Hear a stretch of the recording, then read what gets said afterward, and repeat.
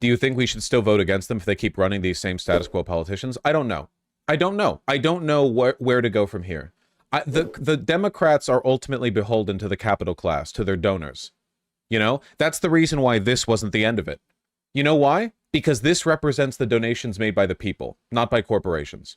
Sanders won the hearts of the people, but the people don't choose who gets to win the presidency. I mean, they do in a direct sense. You cast your vote, but they're not the kingmakers.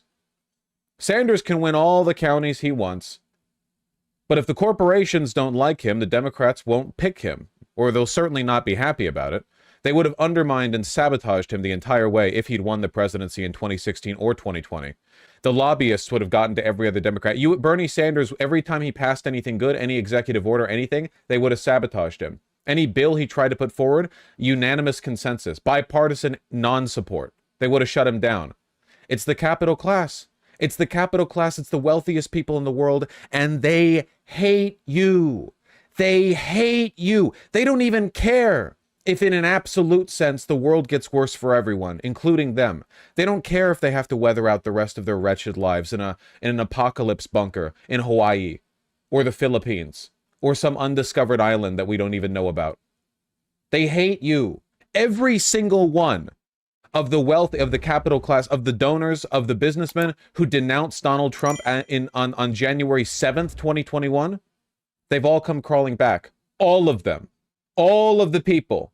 I saw Piers Morgan kissing Donald Trump's ass. I saw Jeff Bezos kicking Donald Trump's ass. It's all fealty. If you continue to cede ground, if you continue to allow these people to choose the winner, then this is just going to happen over and over and over and over again. Over and over again. We will never move forward.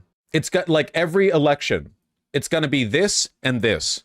You poll all of these people, what do they want? They want free healthcare. They want better job security. They want paid sick leave. They want maternal and paternal leave.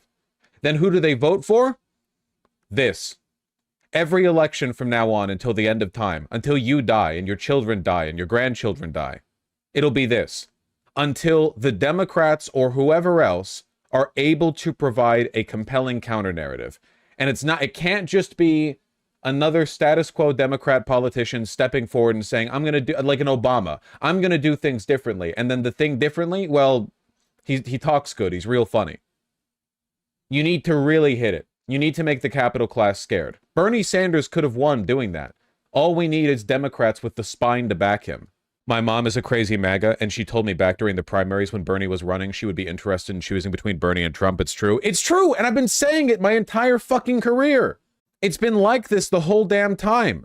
But how do we bring change to the Democratic Party unless it's from the ground and local level? I don't know. I don't know how you change the Democratic Party. I'm sorry, but like the Democratic Party's leadership is like 50-50 split between people like grinning psychopaths who are aware of the fact that they're just doing what their capital class owners want. And thank you, Benjamin. Just to hope you don't know soon. And people like the committee chair who genuinely, unironically think that the problem with America is that they're not smart enough to understand how good the policies Democrats offer are. As long as that's the dynamic we're dealing with, I don't know what we're supposed to do. Do you think there's a chance Bernie Sanders could spearhead a new third party if Democratic leadership refused to change? Bernie Sanders himself? Probably not. Maybe in an advisory role, but that'd be, like, it'd be very, very surprising. Both the new party and Bernie Sanders thing. Vaush, would you agree that progressives and leftists should abandon the Democratic Party, given it's clear they will only drag us further right? I don't really know what you mean by abandon the Democrat Party.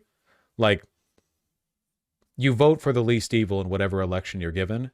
Progressives and leftists should push for something more left-leaning, but at the moment, like there isn't really like a platform to, like right now, the game needs to be like what you can do to take shelter with and work with liberals. Otherwise, you're separating yourself and creating a situation where you're like a very, very easy target. Unfortunately, we're very much in like an apes together strong kind of situation, no matter how stupid the apes we might be stuck with are. But in all seriousness, I think it's time for socialists and progressives to run in Republican primaries, Vaush. We can win there, even with social progressive rhetoric.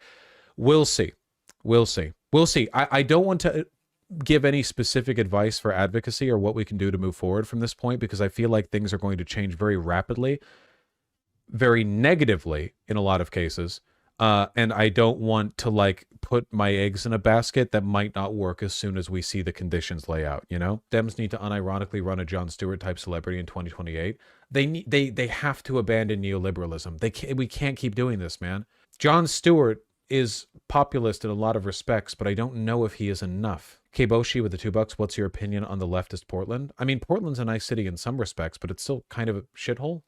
Like, all of these cities, LA, Portland, Seattle, if they ran themselves properly, if they managed their affairs properly, they could be like havens. Why is it that if you go to like a city in Japan, on average, they're so much cleaner and better run? Japan has less money to go around. They have less money moving around in these cities.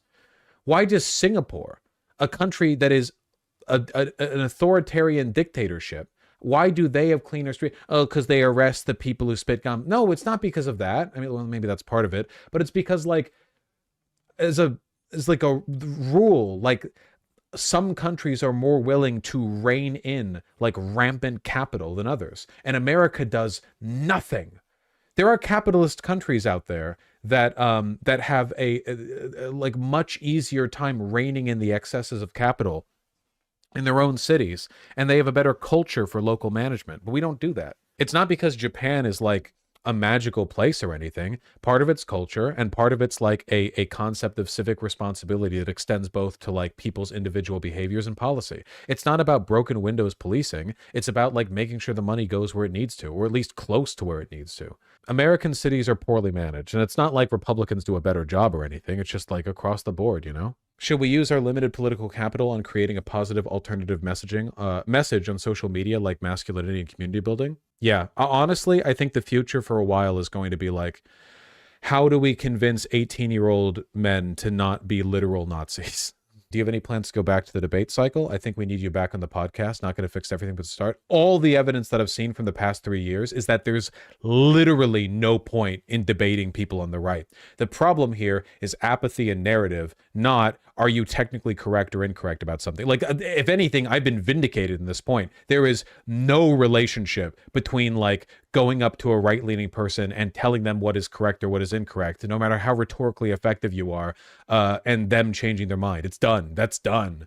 Maybe interpersonally, but not from a job perspective. What about debating libs? Maybe, but even then, it doesn't get framed as debate. It's like, well, let's talk about policy challenges moving forward or whatever. Maybe there's something there, but like, I think the main way forward is like, I don't know, video game let's play channels where instead of like covertly converting people to Hitler, you convert them to like, I don't know, not Hitler. Whatever the opposite of Hitler is. Didn't FDR actively use his power to strong our conservatives into accepting his New Deal, which itself tamed populism in the US at the time? We could use that. Yep. FDR was willing to actually use the bully pulpit and like, you know, crush dissident from his opponents. And modern day Democrats are just not.